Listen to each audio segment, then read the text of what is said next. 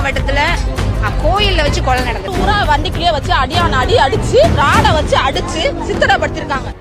Justice for Jayaraj Felix யாருமே மறந்திருக்க மாட்டோம்.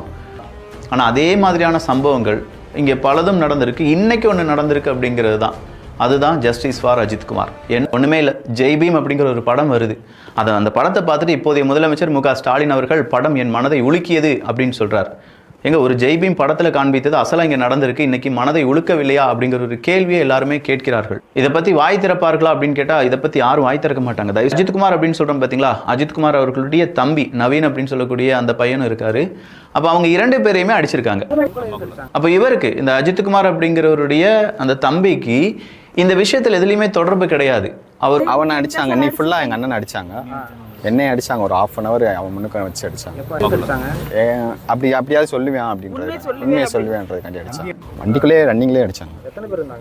7 பேர். அப்படி அடித்த போது உண்மையை சொல்லு அப்படின்னு சொல்லி அடிச்சிருக்காங்க.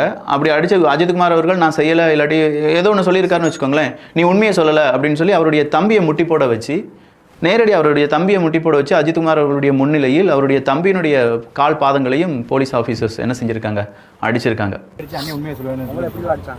காலில் அடிச்சாங்க, முட்டி கால் பட சொல்லிட்டு இங்கே போலீஸ் அடிச்சிருக்காங்க.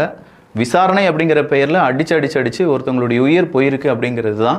இதை தான் நம்ம லாக்அப் டெத் அப்படின்னு சொல்லுவோம். ஆனால் இந்த லாக்அப் டெத் லாக்கப்புக்குள்ளே வச்சு நடக்காததுனால, இல்லை போலீஸ் ஸ்டேஷனுக்குள்ளே வச்சு நடக்காததுனால இது லாக்அப் டெத் ஆகாது. இது வந்து விசாரணையின் போது நாங்கள் விசாரணை செய்தும் திடீர்னு அவருக்கு உடம்புல ஏதோ அட்டாக் ஏதோ வந்துருச்சு ஏதாவது ஒன்று சொல்லுவாங்கன்னு வச்சுக்கோங்களேன் காவல்துறை அதிகாரிகளை பொறுத்த வரைக்கும். அப்போ இந்த காவல்துறை அதிகாரிகளில் குற்றம் செய்தவர்கள் செய்யப்பட்டிருக்கலாம் அப்படின்னு சொல்கிற 6 காவல்துறை அதிகாரிகளை சஸ்பெண்ட் செய்திருக்கிறார்கள் அப்படிங்கிற முதல் கட்ட தகவல் வருது.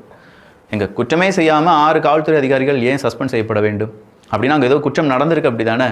அவங்க அம்மா கதறிட்டு கேட்குறாங்க, உயிரோடி கொண்டு போனவனை பிணமாக கொடுத்துருக்காங்களேயா, நாங்கள் என்னையா செய்கிறது அப்படின்னு சொல்லி கேட்குறாங்க.